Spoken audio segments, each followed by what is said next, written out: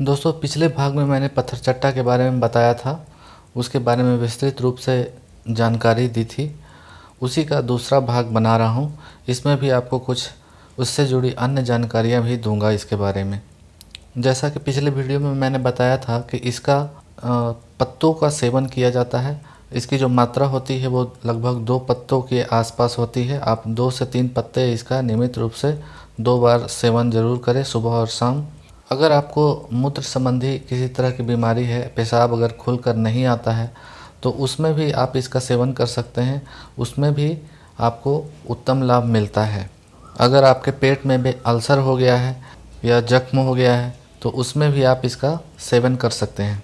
अगर आपके पीठ वगैरह में दर्द रहता है, तो आप इसके रस में थोड़ी अदरक का चूर्ण मिला के भी आप इसका सेवन कर सकते हैं। ये भी उत्तम औषधियों में से एक है। इसके पौधे की लगाने की विधि जो है वो बड़ी ही आसान है। आप इसे घर में ज़रूर लगाएं।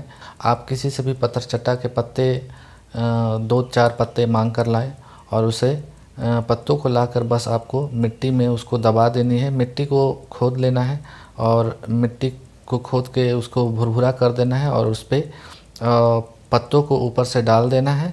और पत्तों को डालने के बाद आपको ऊपर से 2-3 मुट्ठी मिट्टी डाल देनी है और उस पर पानी छिड़क देना है। बस आपको इतना ही करना है। मिट्टी ऊपर से ज़्यादा नहीं भरनी है, इस बात को आपको ध्यान रखना है। ऊपर से हल्की मिट्टी ही आपको भरनी है और बस 7 से 8 दिन में आप इसकी नमी बनाए रखें। इसके पत्तों को किनारे से नए नए अनेक पौधे निकल जाएंगे।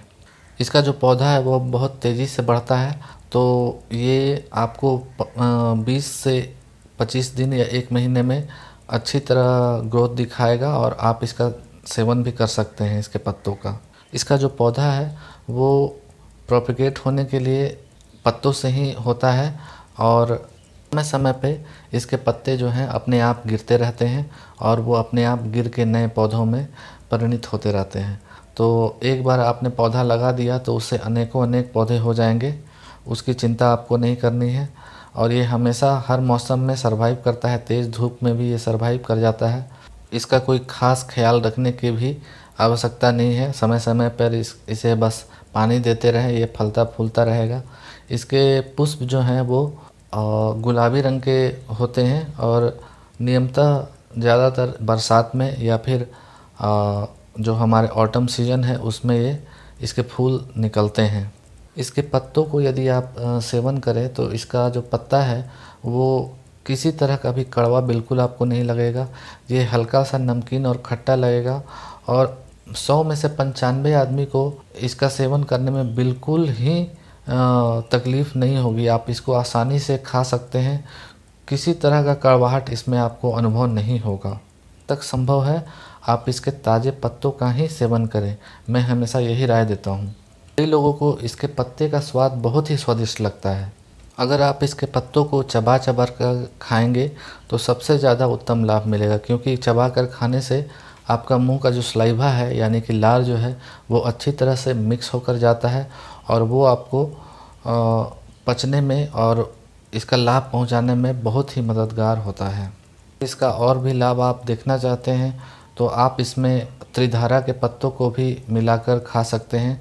त्रिधारा कैसी होती है ये आप मेरे वीडियो सेक्शन में भी जाकर देख सकते हैं। मैंने उसके ऊपर भी वीडियो बना रखा है, त्रिधारा प्लांट या कमरमोड़ी प्लांट के नाम से। तो आप उस वीडियो को भी ज़रूर से देखें। अगर आपको किडनी में स्टोन हो गया है तो आप इसे आंख बंद करके इसका सेवन कर सकते हैं। ये 100% आपकी किडनी की स्टोन को निकाल फेंकेगा। ये भी मात्र आपको 15 से 1 महीने में आपका पथरी का निकल जाना बिल्कुल संभव है। आप घबराएं बिल्कुल नहीं, ये पथरी को अचानक से नहीं निकालता है। ये आप जब भी इसका रस का सेवन करते हैं तो उस पथरी को रेसा रेसा करके धीरे धीरे घुला घुला कर ये पेशाब के रास्ते से उसको निकालता है।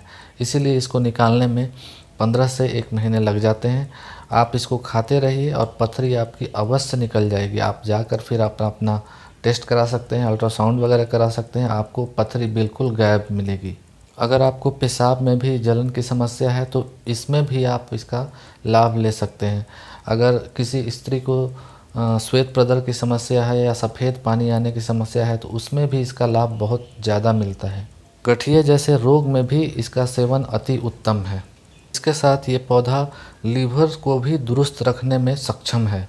तौर पे जो पथरी है वो आपके शरीर में कैल्शियम का अधिक हो जाना उसके कारण पथरी हो जाता है, या फिर कोलेस्ट्रॉल की मात्रा बहुत ज़्यादा बढ़ गई हो उसके कारण भी पथरी होता है। तो उसके कारण जो परेशानी हुई है उससे आप इससे नियमित रूप से इसका सेवन करके इससे निजात पा सकते हैं। इसके उत्तम फायदे के लिए आप इसका जब भी इस्तेमाल करें तो आप ये बात हमेशा ध्यान में रखें कि इसके पत्ते को खाने के बाद 1 घंटा आगे पीछे आपको कुछ भी नहीं खाना है। आयुर्वेद में मात्रा का बड़ा ध्यान रखा गया है, इसलिए इसके पत्तों का जब भी आप सेवन करें तो 2 से 3 पत्तों से ज़्यादा एक बार में सेवन ना करें तो ही ज़्यादा अच्छा रहेगा। अधिक मात्रा में इसके पत्तों का सेवन करने से नशा भी होता है। अगर आपको सांस या दमे की बीमारी है उसमें भी आप इसका सेवन कर सकते हैं। अगर आपको अचानक पेट दर्द हो जाता है उसमें भी आप इसके पत्तों का रस का सेवन कर सकते हैं, उसमें भी आपको उत्तम लाभ मिलेगा। तो यदि हैजा हो गया है तो उसमें भी ये जो औषधि है बहुत लाभ पहुंचाती है। पत्तों को लेने की विधि यही है कि आपको 2 पत्ते चबा चबा कर खाने हैं और उसके साथ कुछ भी खाना या पीना नहीं है, बस पत्तों को आराम से चबा चबा कर खा जाए उसको सलाइवा के साथ मिक्स करके, और जो सिट्ठी बचती है उसको या तो आप घोंट जाएं या फिर सिट्ठी को आप फेंक सकते हैं। दूसरी विधि ये है कि आप इसके पत्तों को कूट कूट कर उसमें थोड़ा पानी मिलाकर उसे कपड़े में बांध के निचोड़ ले और उसके रस को आप सेवन कर सकते हैं। और तीसरी जो विधि है उसमें आप इसका काढ़ा बना के सेवन कर सकते हैं, या 2 से 3 पत्तों को आप पानी में उबालें और उसके पानी को तब तक उबालना है जब तक ये आधा न रह जाए, और उसके बाद इसके पत्तों को आप पी जाएं। आखिरी विधि जो इसके लेने की है वो आप इसके पत्तों को सुखाकर पाउडर भी बना सकते हैं, और पाउडर बनाकर 1-1 चम्मच नियमित रूप से सुबह शाम आप इसे ले सकते हैं। इसके जो पत्ते हैं वो सिर दर्द में भी बहुत लाभ करते हैं। इसके पत्तों की लुदगी बनाकर आप इसे लेप जैसा लगा सकते हैं माथे पर, और 1-8 घंटे छोड़ देने पे अवश्य ही आपको सिर दर्द में भी लाभ मिलेगा। क्योंकि आखिरी सेक्शन में आपको बतला दूं कि ये जो पत्ता है इसको खाने से आपको परहेज़ रखने की ज़रूरत नहीं है, और आप इसके पत्तों को निर्भीक रूप से आप इसका सेवन कर सकते हैं। किसी तरह का डर नहीं होना चाहिए क्योंकि ये त्रिदोष नाशक है। आप आँख बंद करके किसी के लिए भी आप इसका इस्तेमाल कर सकते हैं। पत्तों को अगर आपने ज़्यादा भी खा लिया तो उसके कोई भी गंभीर परिणाम किसी तरह का नहीं है, बस हल्का सा आपको बहुत हल्का नशा हो सकता है, यही इसमें है। तो आप नियमित रूप से ज़रूर इसका सेवन करें और हर घर में इसे ज़रूर लगा कर रखें, और लोगों को भी, दूसरे लोगों को भी जागरूक करें और ज़रूर बताएं इसके बारे में। अगर किसी तरह का आपको कोई सुझाव देना है तो आप हमें कमेंट बॉक्स में ज़रूर बता सकते हैं, या कुछ भी पूछना है तो आप ज़रूर वहाँ पे पूछ सकते हैं, मैं ज़रूर रिप्लाई करूँगा। आप बने रहिए हमारे चैनल पे क्रिएटिव लाइफ पे। वीडियो देखने के लिए बहुत बहुत धन्यवाद, और लाइक और सब्सक्राइब का ज़रूर ध्यान रखें, ज़रूर से लाइक और सब्सक्राइब करें। वीडियो देखने के लिए धन्यवाद आपका। दोस्तों, पिछले भाग में मैंने पत्थर चट्टा के बारे में बताया था, उसके बारे में विस्तृत रूप से जानकारी दी थी।